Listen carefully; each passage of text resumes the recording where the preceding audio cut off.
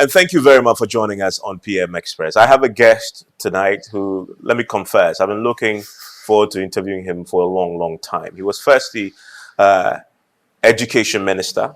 He implemented one of the most challenging policies of the previous administration, and Nana Dankwa Akufo-Addo.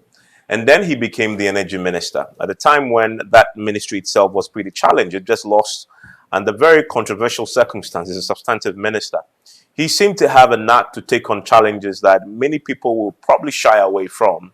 And he speaks his mind. He's blunt as you get it. You really find him in places where there's challenge. You'll find his name around because he takes on these challenges. And then sometimes, as you may learn in this conversation, he doesn't shy away from controversy at all.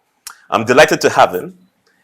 And he rose to become the running mate to the flag bearer of the New Patriotic Party in the last election, which the party lost.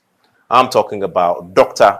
Matthew Opoku Prempeh. He's my guest on PM Express tonight. I'm grateful.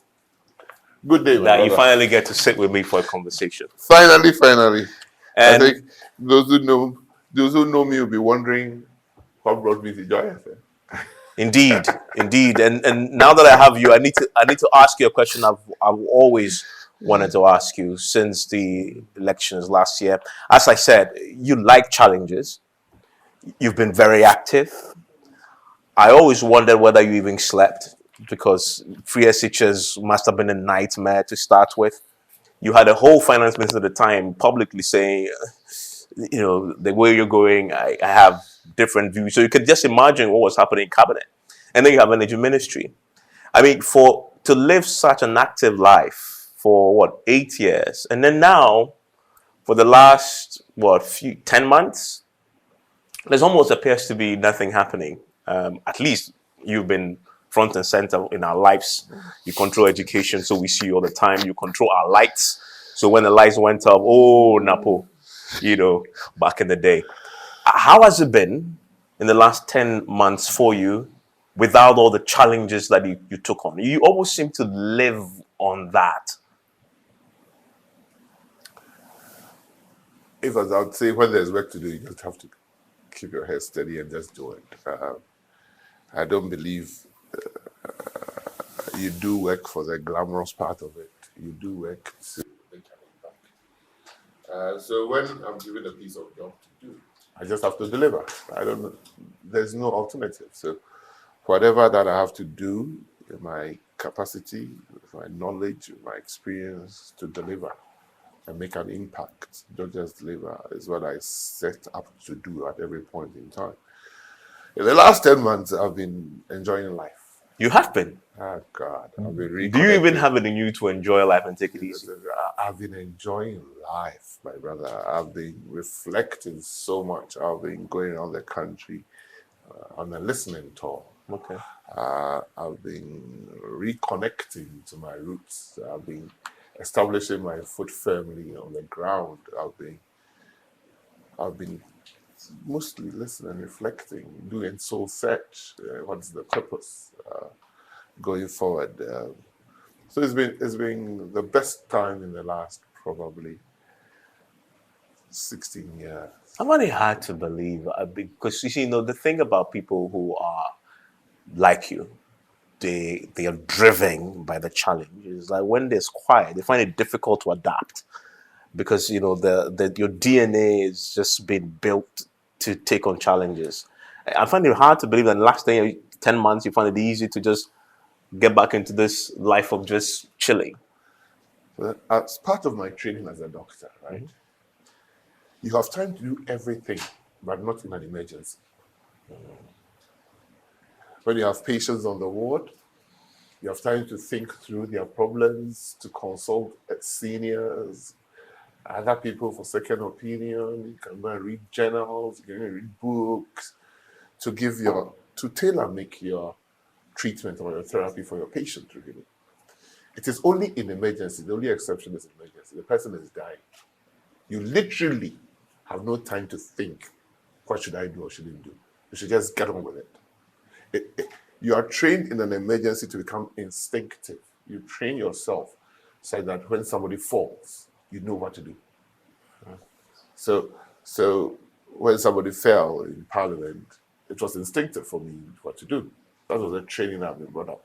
So in moments of emergency, when there's tension and everything, that is the time that you can get to soberly bring everything that you have learned over the period, experience, and just get on it and save a life. So my party has gone through probably one of the most horrible periods of its since its formation. I don't believe so, but people say that we've suffered our worst defeat. I don't believe so, but let's take it that. What do we need to do is to take a step back.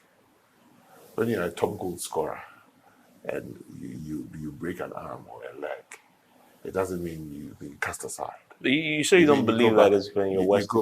You go back, you take a step back and reflect and heal yourself. Get back to your nature. Put back your psychology well adapted to winning ways and get back to the field. I mean, you said something fascinating right now that people say that this was the worst defeat, but you don't believe that. No, I don't. Factually, it is. It's not. I mean, it's just a matter of records. It's not. More than 1 million votes. Nobody had lost that by that not. before. It's not. On the you have a micro minority in parliament that you last year was part of until now. You have a super majority that you've never seen in the Fourth Republic. All those are factual matters that you can dispute. You see, you may claim it to be a fact, so you put it around the sunlight, and let's shine the evidence. Let's look at the evidence. In 1992, you had only 30% of the popular vote. In 1996, you had only 38% of the popular vote. 92, you wrote the stolen verdict. 98, 96, we had only 38%. So 2024, if we've had 41%, it is not bad. Actually, the best university in Ghana that I attended, the pass mark is 40.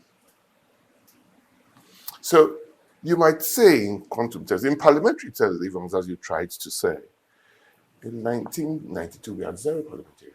Yeah, because you took a deliberate decision. We had 0 parliamentarians. True, but the decisions and the context was different. We had 0 parliamentarians. That's factual. That's the fact. But the reason. You didn't talk about reason when you started. But it's important. Context is everything.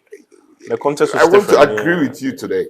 But you said the fact. And I'm saying when we shine light on your supposed facts, probably it is not. No, but the context is As you important. reeled them, you said that you've lost by 1.7 million, you've done that, you've done that. I said, if I take it one by one, it's probably not our worst time. On the parliamentary bit, I I'm know you're there. the first one to draw it I'm up. coming there, my In brother. that election, you wrote a stolen verdict. My This brother. one, you contested My brother. fully. You put My all brother. your weight. You were My all brother. in, My brother, and you still turned out carefully. with micro minority. In 1990, it's not the only stolen verdict, a document we've written post-election we've lost. It's not. It was the first time, but it's not the only document. In 2012, we went even to court. It was more than a stolen verdict. We gathered evidence and went to court. So I'm just saying that everything you've said this morning to me, when you put the sunlight on it, it's probably not our worst time. So what was your worst time? 1992. Are you telling me if we had not boycotted, we wouldn't have had some seats there? But you boycotted. That was Yes, the that's what I'm fact. saying. That so because of the decision, when you make a conscious effort and make a decision, you get bound by the results of your decision. That is why So that when we decided is we'll not go, comparable to 2024. when you decided you didn't go, then the result was that you have 0 representation in parliament.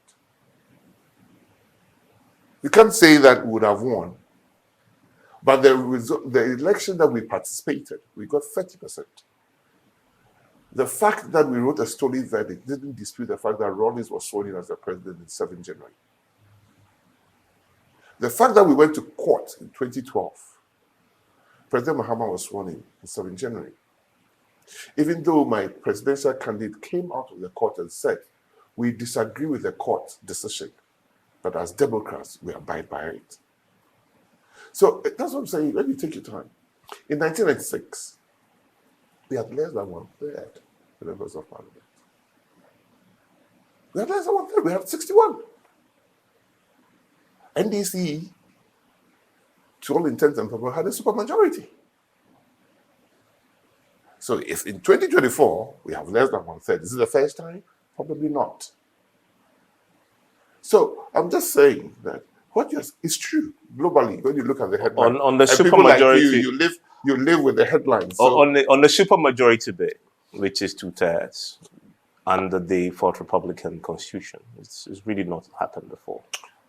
Outright 2/3 majority. Would you want me to go through the evidence? Yes. You say, in 1992, there was a supermajority of NDC. Yeah, but you see, the 1992 is always an outlier. It's not an In outlier. fact, in our analysis, you would treat that as an I outlier wouldn't treat it as an outlier. because you have the opposition party staging a boycott. We still participated in the developmental process, the economic engagements. We did everything. But it was an Except that outlier. we didn't go to parliament.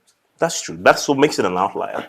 And NDC went ahead with that supermajority to amend the Constitution of the Republic of But Ghana. that's different from 2024. That's what I'm saying, that if a supermajority means the ability to amend even the Constitution with its entrenched clauses, it has happened before. It has happened before. Context. I'm going to give you a context. Context In is 1992, everything. the NDC itself was in government, not on its own steam, but was in government in an alliance with an opposition party. Or that is also not evidential. The vice president in 1996 or in 1992, was called Kensegaka, true or false? Yes, it was. He was not a member of NDC, was he? So just remind your people, he was not a member of the NDC. He belonged to a different political party from the NDC. Flight Lieutenant General John Rawlings himself was not a member. He was co-opted as the presidential candidate of NDC. So what are you saying? So what I'm trying to say is that in 1996, Colin Kensen-Aka, the certain vice president, because of who NDC had gone to even amend the Constitution and change the role of the vice president, was the running mate of President J. Kufuor at that time. He was not a member of the NPP. The NPP was such a micro minority at that time that even when they were going for the election, they decided to go with a candidate who was not even their party. It tells you how a micro minority. So when people now say micro minority, it's not the first time it's happened. So the debate around whether it's the first time or not, I mean, it's a matter of record. But I'm interested. Matter of record. Yes. You couldn't even take your own party's candidate because you felt that you needed a big tent to bring other people in. And so in 1996 general election, we had the Great Alliance. And we had taken who? Not somebody from NPP. The NDC in their so-called supermajority of 1992 and the boycott of the NPP did not feel themselves satisfied that they alone could. So they had partnered with another political party. Let's come to 2024. So let us agree now that the historical record does not bear the statements you made. No, I mean, I don't want to go into a historical debate because as I've said, the 1992 is always an outlier. 2024 was unique in its own way with all the dynamics. If I cut out 1992, yes, I stay with 1996. Yes, I've just showed you post 1996 elections. NPP, we didn't write the stolen verdict, right? Yes, we got 38%. Is it 38 or 39%? Yeah, of the popular vote. Yeah, and we got less than 1/3 the members of parliament. Yeah.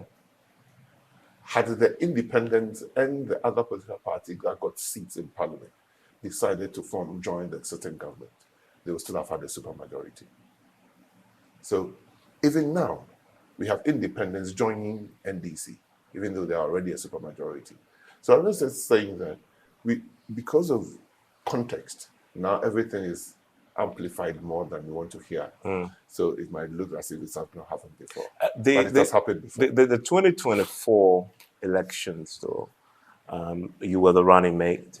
You've had 10 months to reflect, and we started by you telling me about the relaxing period you've had to reflect. I wonder when you reflect now, on what happened during that election. What is for you in the last 10 months as you've done the reflection? What stands out for you as we could have done this better or done this differently? What would you say has been the most abiding feeling that comes to mind when you reflect on 2024? One thing that's come conclusive in the last 10 months is that there was a broken trust. Citizens to party, Citizens to government. to government. The trust that was broken hurt so much so that we saw the results. What broke it? We didn't listen enough. We assumed a lot of things we shouldn't have assumed.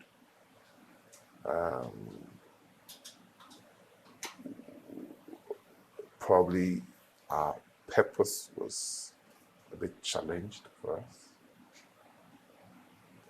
We have descended, we had gone through the worst global economic climate, medically and economically, or health-wise. Governments around the whole world have been toppled and changed, apart from probably dictatorial governments or autocratic governments. The economic milieu had changed dramatically. A container from China that cost 1,200 logistic-wise had risen to 14,000. People's lifetime savings had been wiped out.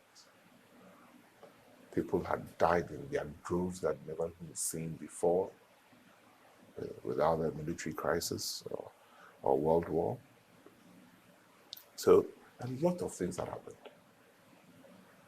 And I say that if you take the context in Ghana, we did so well under COVID that it became a commendation of even advanced countries, how we tackled that.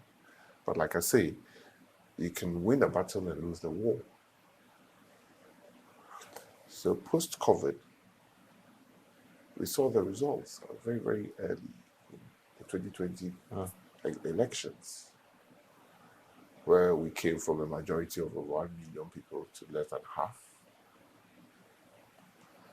And because of the decisions that we had to take or we took, we bore the consequences of those decisions. Revenue evaporated, especially in a country where your revenue mainly comes from your pot duties, levies and charges. Expenditure went through the roof because unlike other countries, even in Africa, in America and developing world, teachers, nurses were paid for.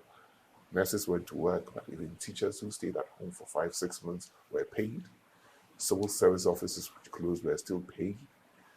The expenditure ballooned, revenue vanished, evaporated. The economic conditions were harsh, were terribly harsh.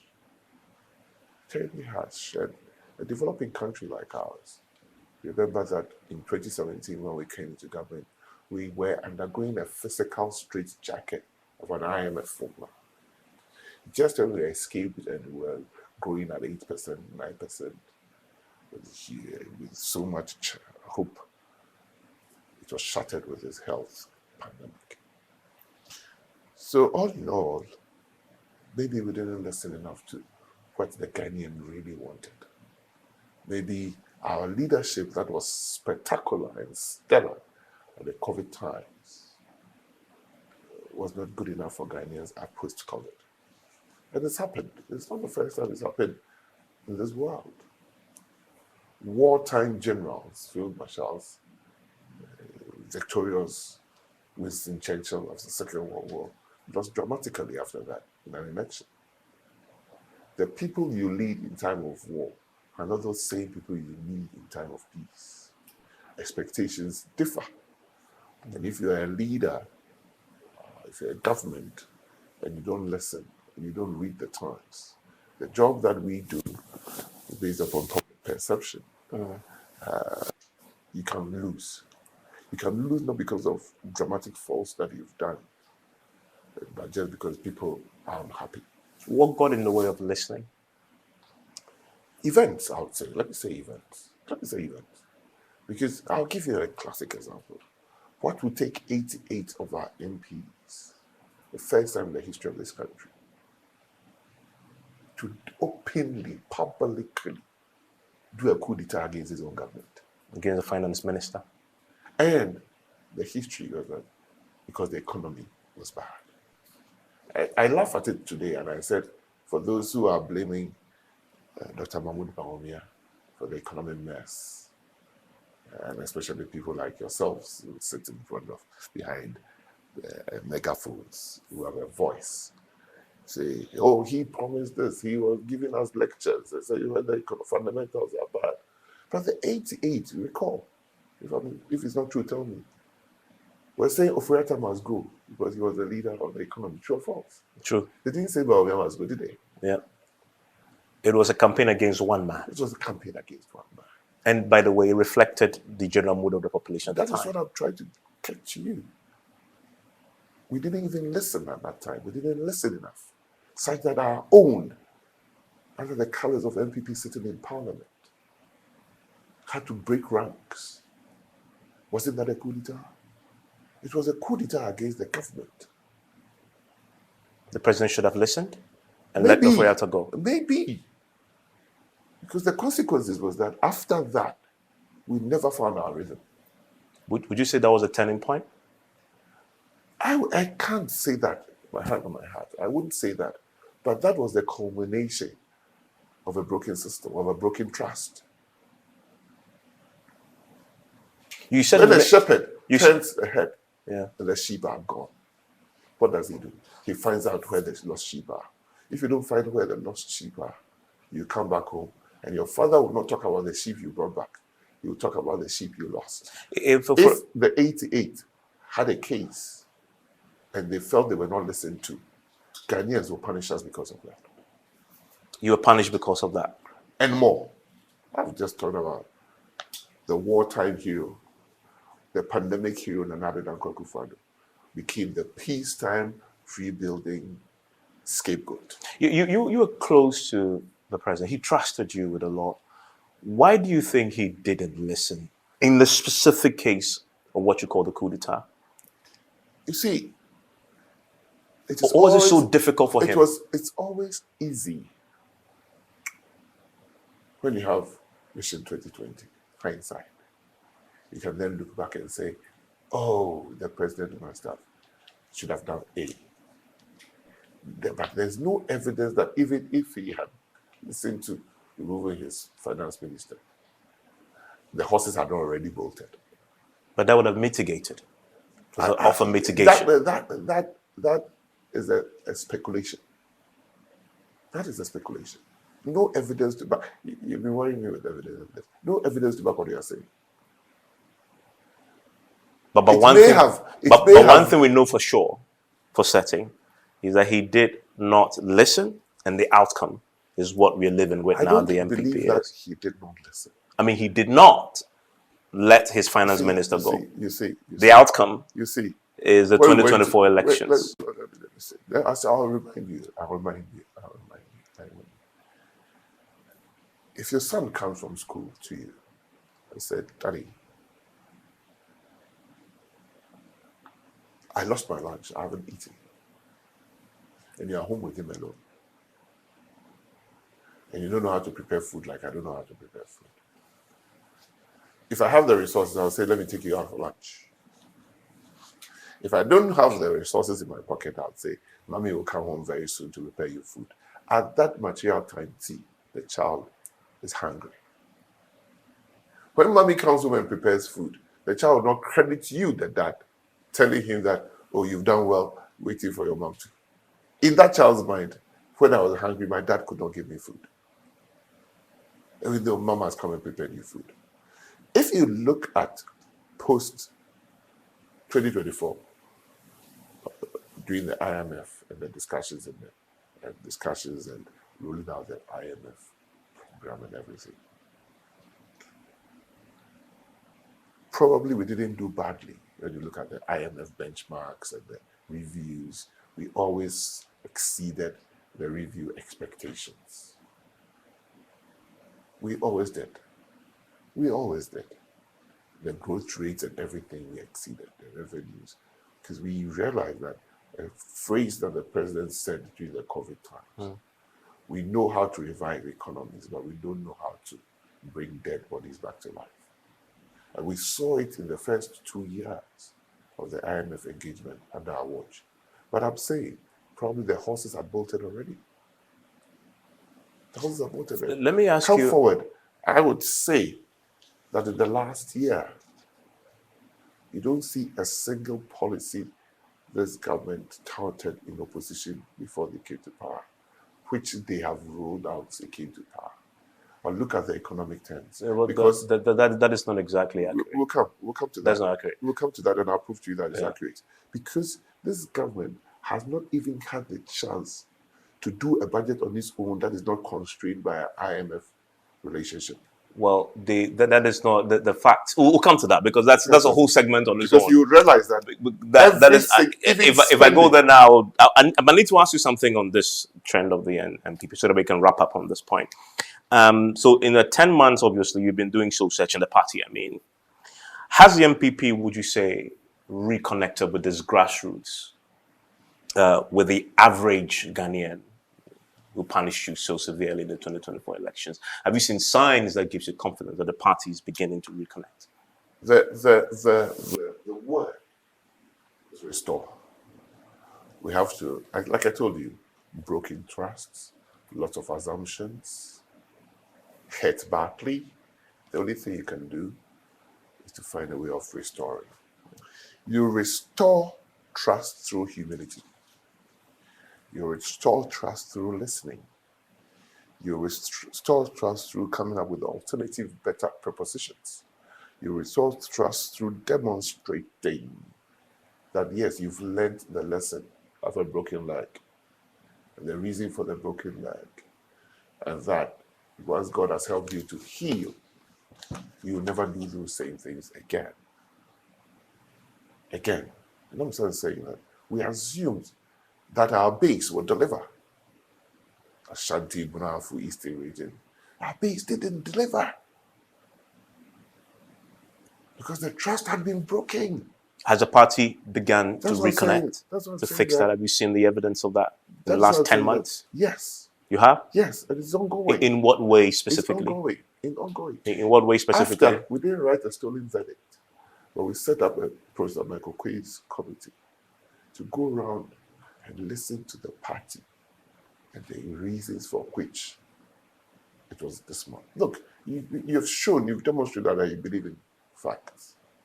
Between 2020 and 2024, percentage-wise, President Mahama voters lost vote in Volta region and Greater Accra over 2020 results.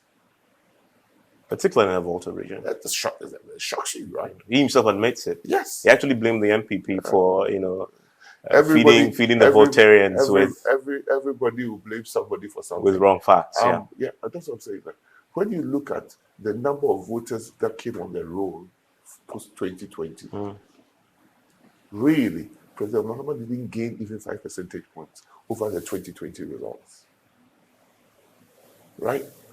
But the supermajority came back because, in droves, in dramatic terms, people who had even voted for MPP stayed away from polls.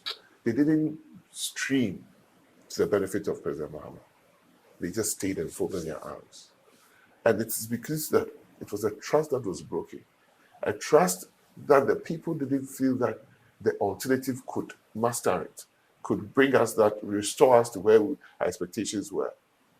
So even though you've broken trust with us, I don't feel confident enough to go and put my hope in the party that is coming. Even I know that the party that is coming.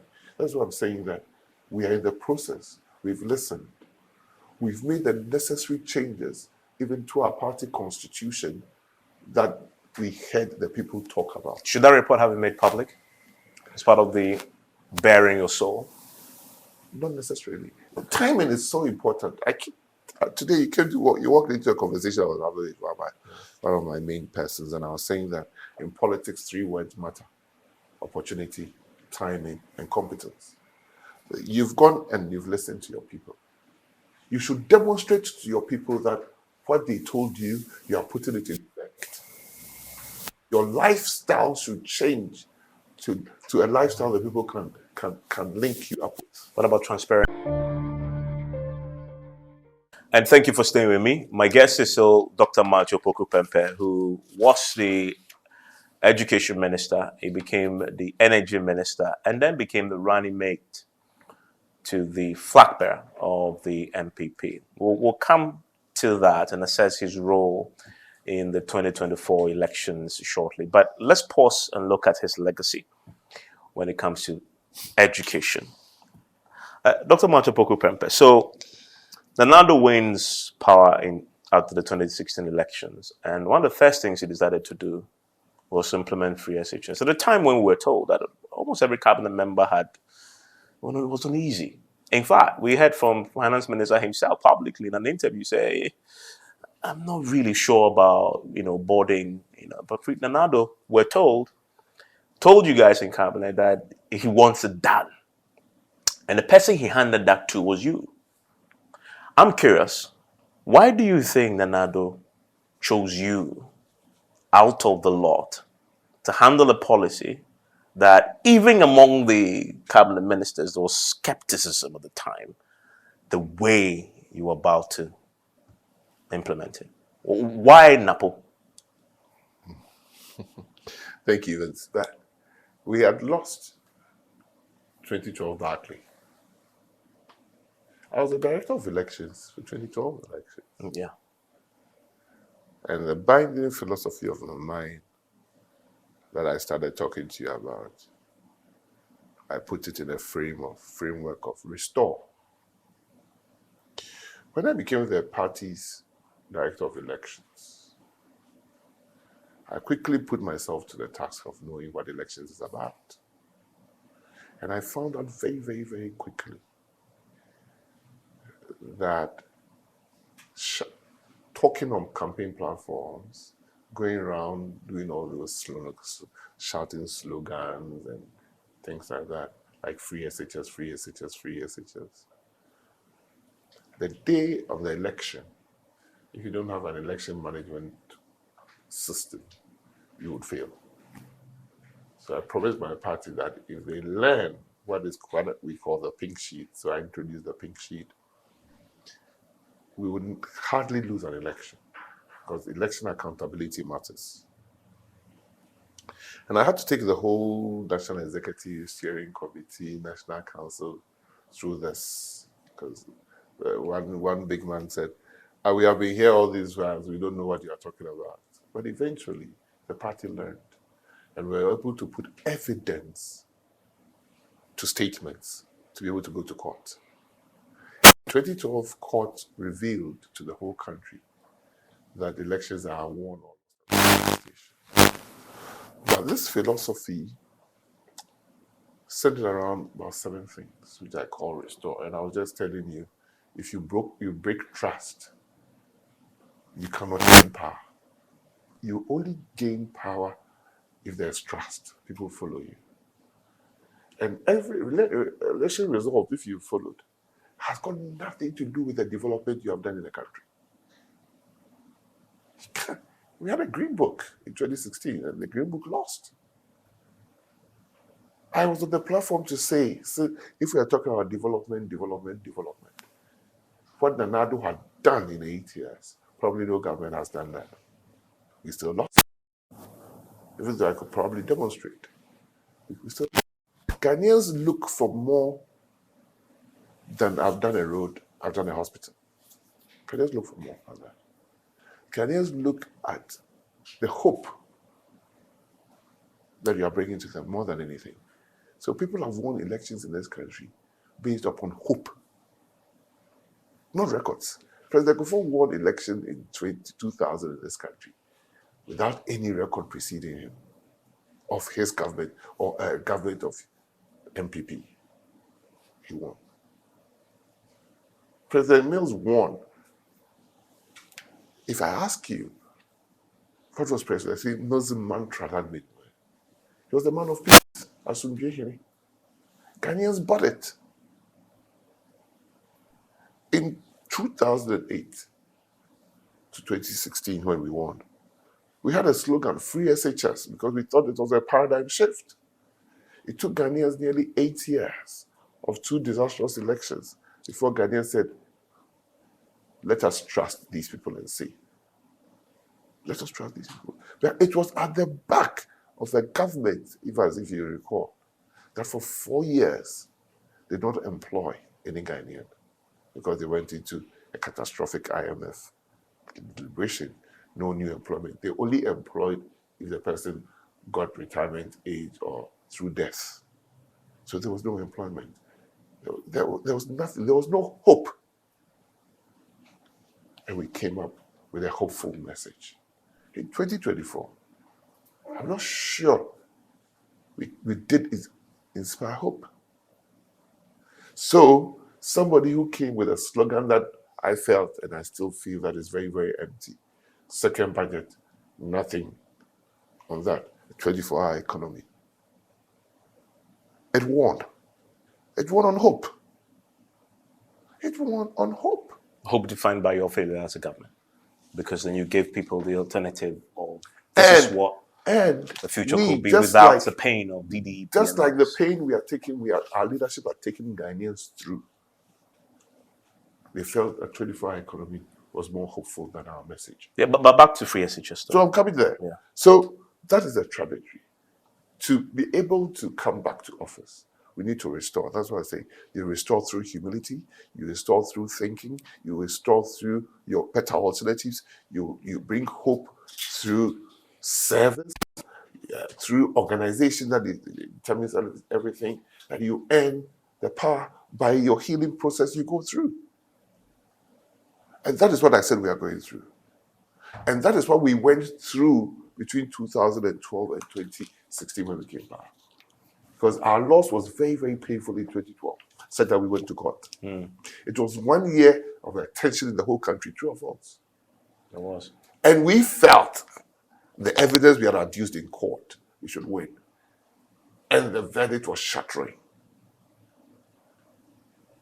So we had to reconnect with the people again. That, look, it's not the end of the tunnel. There's light at the end of the tunnel. Let us look at our policies again. And we brought hope. I believe that, yes, President Mahama is in office. Yes, he came with a slogan of hope. When you juxtapose to the difficulties we had sent Ghanaians through, the coup d'etat against our own government, the lack of, probably, as you put it, we didn't listen very well, which I believe we didn't listen, the trust we had broken. People felt that, let's give General Mahama, maybe he has learned so much after his painful defeats that he'll restore Ghana too. So he brought the reset agenda, right? So in 2016, in fact, in 2012, near the time of the verdict, I'm told that His Excellency the President at that time, the flag bearer, Nadu, made certain moves that he's thought about it, have conducted myself, the understanding between me and him. He felt that his legacy, if he ever became president, was free senior high school, which was that America was the first country in the democratic world to grant free senior high school, and that catapulted America through the Industrial Revolution and things like that. And he felt that that's what Ghanaians needed. Felt that hard, worked hard, demonstrated the pink sheet, the compilation, working on everything. Then, if we come to government, he's going to entrust me with that sacred vision of his. Because he believed that I was pure blue blood UPP. I had the history, I had been well educated, I had demonstrated leadership. So he saw in me that I could do it. And he felt that if I couldn't do it, then he doesn't know who's going to do it. And so that faith that he had in me, he entrusted me with that policy. So that's where I was coming from. So even though 2012, the court set us back, when we won in 2016 and he met me the first time, he just said, in the midst of people, nobody understood it, but I got it right. Mr. Samajino, where I said, I was taking you, that's where I'm taking you. Immediately, when I left that meeting, I immediately set up my teams for education because I'd never been part of the education committee of the manifesto. So I started calling everybody around and started listening to them, what went into the manifesto of 2016. Because that was going to be my Bible. The political Bible was my manifesto promises. So I had to quickly find out how I could deliver. And even though I agree with you that free SHS, thanks to people like you, you have hyped it to become the main policy that that was going to be executed on or live forever in peace. Yeah. The scrutiny and everything that people showed, the demonstration. Simple minds don't think that bold visions can be executed. Simple minds. They don't think bold visions. When I say simple minds, I mean, if you don't carry a vision or you haven't never carried a vision, you think things are impossible. So I was not listening to the criticism, but from within. It was not only Ken Oforiatta who made a public statement. Even another prominent NPP person came and said we should go back and apologize that we can't do free SHS. So he had the mandate. Ghanaians had given him 4 years to govern. Yeah. Priorities, and I had to deliver. And so my work was simple: deliver free SHS. But free SHS had a challenge, which was double track. In fact, Harun Idrisu, who is your predecessor, said something recently. He says, quote, "The double track system has impacted negatively on quality. Students have fewer contact hours, less study time, which affects their performance. In the 2026 budget, they now have a 2-year roadmap to roll it back. They devoted $1 billion to fix it." What's your own verdict on double track? Thank you. Can we take one by one what he said? Double track system has impacted negatively on quality. Students have fewer contact hours. Wait. I'll deal with it. Quality? You want to stop on quality? Yeah, I'll deal with it. The only measure of quality that we have used in the last 60 years in this country is outcome of West Africa Examination Council. The first time that all the 4 core subjects that gains you entry into the tertiary system, we've had more than 50% of our students passing all the 4 core subjects happened in 2020 in this country. And the senior high school, and the SSS certificate, and the WASI certificate. The first time. The best results ever since we joined WAEC as a country happened in 2020, after 5 months of COVID, where 88 of all those students in West Africa who got 8 A's, 88% were from Ghana. That is not only it. The top 3 students in the whole of West Africa came from Ghana that year. This was when you were still the Minister for Education. That was the first cohort of free SHS. Who graduated. And subsequently, the results have been better and better and better as to the number who passed the 50% mark. Still proud of double track? Okay. So I've answered the quality. Our only measure that all governments have measured the quality is the outcome of the results. We can talk about other measures of quality, but what we can agree on, because they were in government 8 years before we came. And if you do recall, under Professor Nano Opoku Prempeh's tenure at the Ministry of Education, when they assessed a random number of countries in around the world, and they checked primary 2 pupils, and they ranked, Ghana was worse, such that she took Ghana out of comparative examination tests. We have restored Ghana back to comparative education tests, and we are doing well. We are topping. Recently, something came out of Africa, and we were second. Our free SHS has won police everywhere.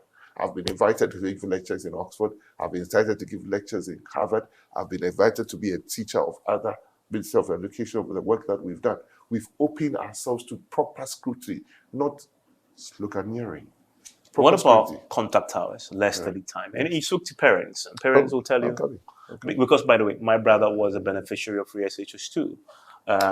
It was positive for my pocket because I paid for 4 of them to go to school. We are not talking about financial assets, but okay. Let's go on the contact hours. Okay. I found that challenging myself. But it's not true. You see, you always have to look at the And less study time. Yes, you always have to look at the contact hours. Before free SHS, the total contact hours that the child had in a year was 1038. Free SHS moved with 1,120. The contact hours. And this is what we demonstrated by increasing the school period in a day, by increasing the hours in the day and the time they stayed in school. This is evidential. It's not just talk. So I'm not going to criticize Haruna. I'll just say that those who are giving him his statement don't know what they are talking about. And he also read it without cross-checking. Evidential. We increased contact times with double track. Because we moved the calendar from 3 terms to 2 semesters. And we increased the number of hours.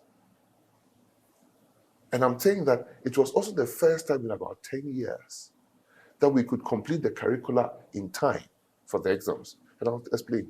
Do you recall that under Okujetu as a deputy minister, we were doing school selection even in December? Check, go to the newspaper headlines. We're doing school selections under a system that schools, the first term of the 3-year calendar, the 9-term calendar, was wasted. Students never went to school. Free SHS was the first time for about 10 years that first year students went to school the same day as continuing students. Fast forward.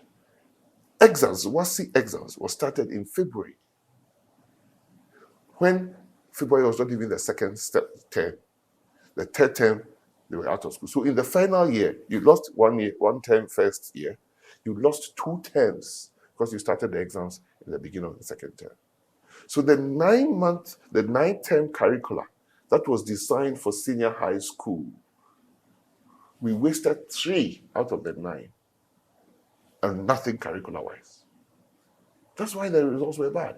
If you recall, under Mensah's commission report under President Kufuor, they said that because we can't put everything that we need in that, we should increase the number of years to 4 years. And that's why under President Kufuor, we increased the number of 4 years. Yeah. And if you recall, the results of President Kufuor's 4 years was spectacular. And President Mills came and reverted. So for about 3 years, even the NDC didn't publish WASI results because the difference was dramatic. So we have always known that it is not the number of terms, it's your contact hours. It is one of the mark of quality of education. Even, I believe that, I'll draw your mind to something. People now go to school and do evening courses, right? Yeah. You go to Kimpa, they do law courses, they do weekend courses, right? But when they go for the weekend, they stay about only 9 hours. So a normal student will do, say, company law and take maybe 20 hours. In the normal school, it's 20-hour curriculum or credit. It will take him 5 weeks or 6 weeks in a semester. The evening or Saturday weekend student will take 2 days in doing that because it's all packed in that. It's the contact time. We go to school, we do executive courses in Oxford, Cambridge, and we go and do a whole year's course in 6 weeks. It's contact hours. It's contact hours. So what happened was that we increased the contact hours. The third point is not true. So the third point, Haruna is wrong. What is the third point? It's the same. I mean, the small amount of study time. That's not true. It's not which true affects as well. performance. We even paid teachers to give extra tutorials. You can ask the unions. We agreed with them. We paid teachers to give extra tutorials. That's a very strong defense of the free SHS. But let me ask, you were not there forever. You were there for, I believe, what, 4 years, if I'm not mistaken? No, but just... So I wanted Haruna to see something. Yeah, you have a final message for Haruna. Okay. The total number of students within the 3-year cohort of free SHS under their watch was less than 900,000 students. Right? And that was about 1.2 students that were coming through every year, 400,000 per year. But by the time they reached SSS exams, about 400,000 had fallen through because they couldn't stay in school, because they couldn't pay fees. They got distracted with Parent-Teacher Association, sacking people from schools and things like that. They got distracted with exams fees they couldn't pay. For 4 years or 8 years at the NDC, they sent no textbook to secondary school. That's the whole thing, that evidential. I read Opoku Prempeh handing over notes, and when I quoted, people were worried. the things she herself said in those notes, and things have changed. Your government had the roadmap to phase out double Yes, track. and when we were rolling out, when we were bringing off double track, I stood on the podium of the Ministry of Information and said that we will phase it out in 5 to 7 years. The evidence is there. Okay. We didn't make. And by the time I left the ministry, we could have phased it out. So what happened? What stopped you? You just said I wasn't there. Yeah. Okay. But we had gone and done a lot of things. Okay. So that my final year. So safe to say that target wasn't achieved because you left to energy. I said when I left, I wasn't responsible. But before I left, the last admission into SSS placement, we gathered all the people. There was only 2 schools that had failed to be able to go to mainstream. Yeah. Then notice, of the over 700 secondary schools in Ghana, less than 50%, or just about 50%, were the ones doing the double track. It was just 50%. And the reason was that in Ghana, secondary school was an individual's choice. And then we had very good schools that everybody wanted to go to, and we have other middle schools and other poor schools nobody wanted to go to. But when you look at the sheer numbers, we have more places available for students than all the students who are coming. And you make an important point, which I wanted to come to, which is the phase out period. The government failed to meet that target, even in the end of 2024. You give 5 to 7 years. It didn't happen. Why do you think that was the case? Well, I don't think that any reason we stated makes a good enough case, because we should have. There was no way by the end of 2021 we should not have been in a single phase. And like I said, we did the math so well that I presented a document to cabinet to say we are phasing out double track. In fact, but there must have been a reason why you didn't. That is what I said. I'm not.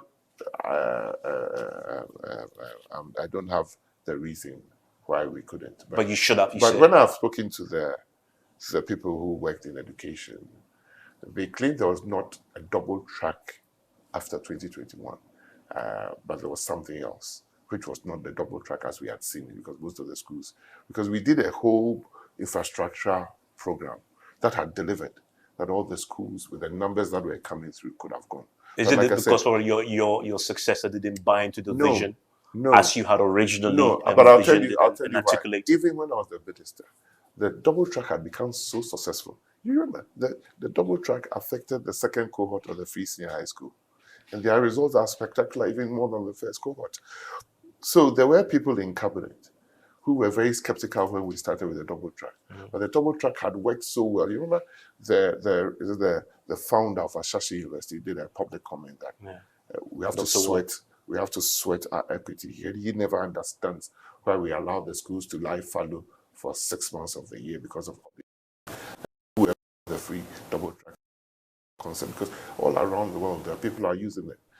But when you look at the number of people who want to go to the best schools, which we call the Category A schools, and there are very limited number of Category A schools, maybe it made sense that if we continue with the free SHA, we could put a lot more students through the Category A schools. When I started, a school like Wesley Girls admitted probably 500, 600 students for the whole school, or even less. By the time I left the ministry, they were admitting more than 1,000 students. And we're putting a lot of infrastructure through. So when you expand the infrastructure, there's always the temptation that these schools can now, even when we continue the free SHA, the double track for some time, they can admit a more number of students. There's always a temptation. It's very clear that you're very passionate about free SHS, and seeing that you set a vision, would you I say? didn't set the vision. Well, the president did. You vision. Implemented the vision. I mean, but you articulated it, and I mean, in you said it, in cabinet defense, etc. Seeing that you did all that, would you say, in that flawlessly executed policy and the initial years, that the fact that you did not meet the target of phasing out when I say you, I don't mean personally, I mean your government, phasing out the double track by the time that you had envisioned would have been, would say, one of your regrets when you look back on that legacy? When the Minister for Finance did the budget, they said how many years would they phase it out? 2. I mean, this current does it include the 2025 we just passed? Well, So this was a 2026 budget. So then it stands to reason 2026, 2027. Again, because the allocation is $1 billion for 2026. But the allocation of $1 billion would not have achieved this effect by the end of 2026. That's why they said 2 years. So we have to look at the allocation of 2027. But my question. I'm drawing your thing before I answer my question because you end up in there answering it yourself. So even now, there's nothing that shows in 2027 we can do it. But at least they have a target, which you also did. We had a target. Yeah, but that's my question. That's my point. Is there a regret? I told you, when we set the target in 2018 to face that with 5 years, when you even add 2018, the 5 years would have happened in 2023, right? Assume all things being equal. But me and you know that even during the free SHS years when we started, we were hit with COVID, which disrupted everything. Okay. Not only COVID, then we were hit with the... Is there a justification you're offering for missing the target? So the monies that we even had to even work was constrained. True or false? That is why we went to IMF.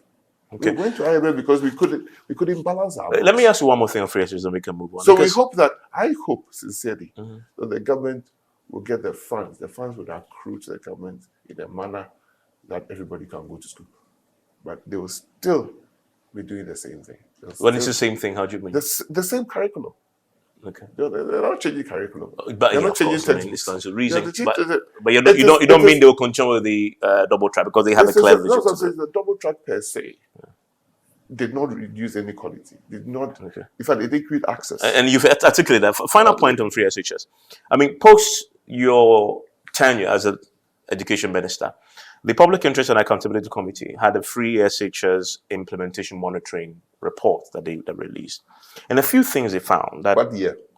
This was the latest year. This was a 2024 period.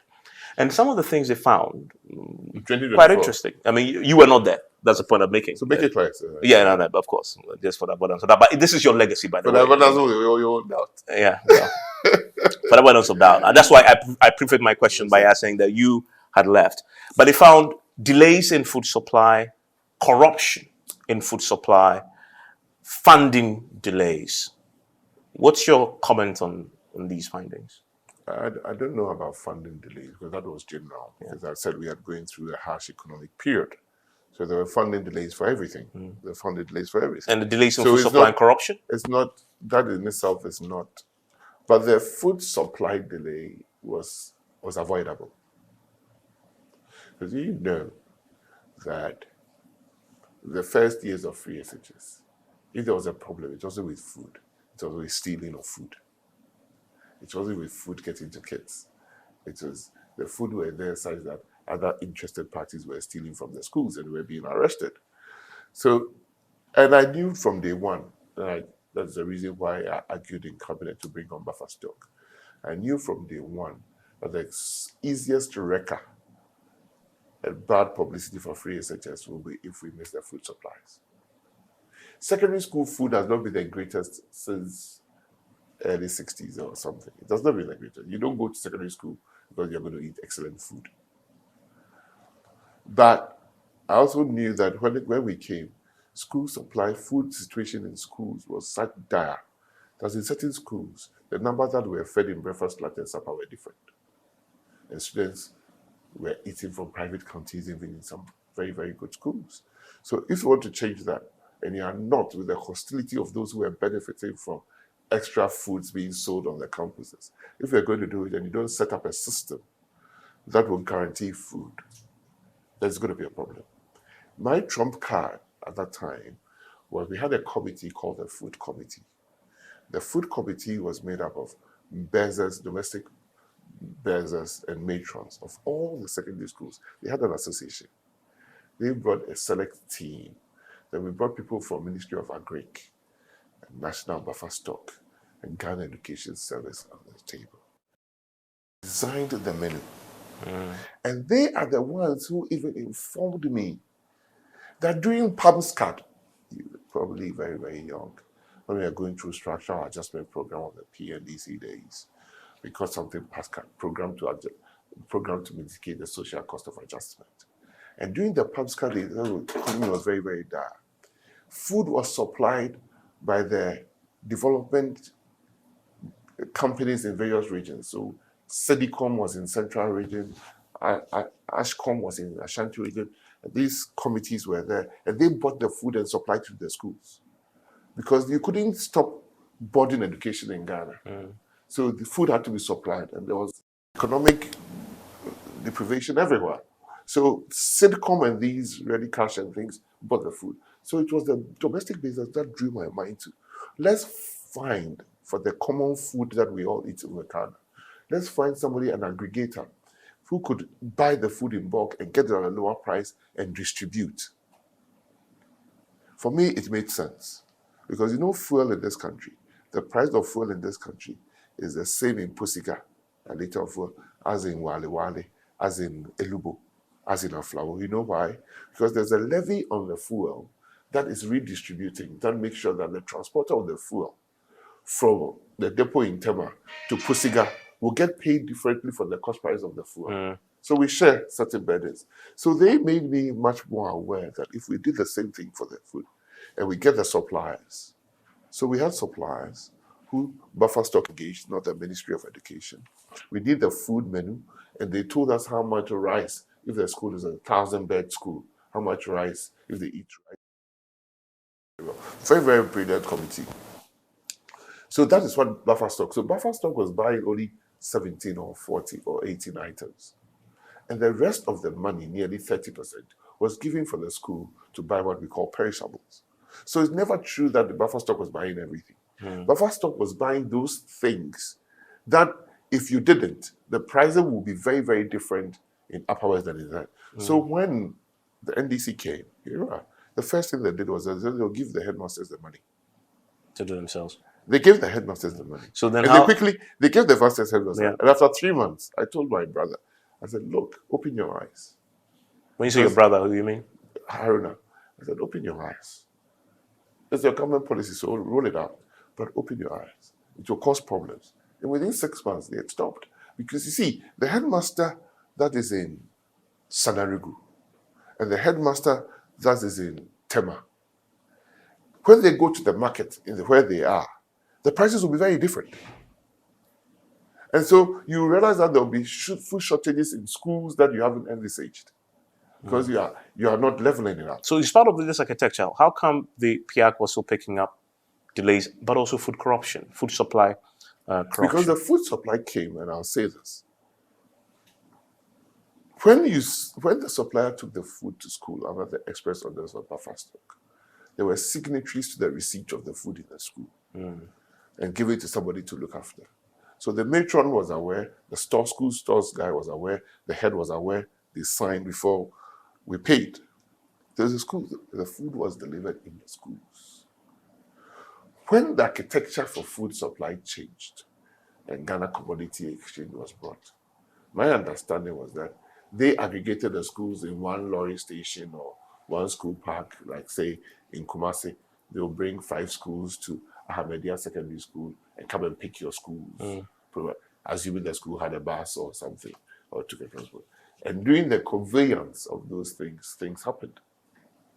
Because once the schools come to you at the center and take, they will sign the receipt and give it to you. Yeah.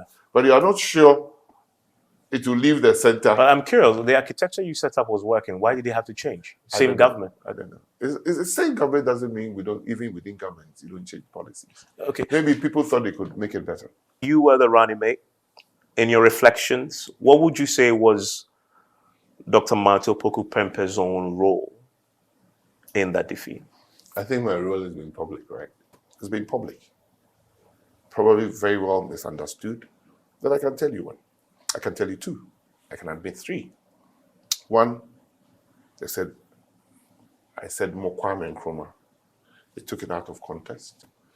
And my statement was that in the 8 years of Nanado's government, the schools, the roads, the things that has been built, Kwame Nkrumah comes nowhere near.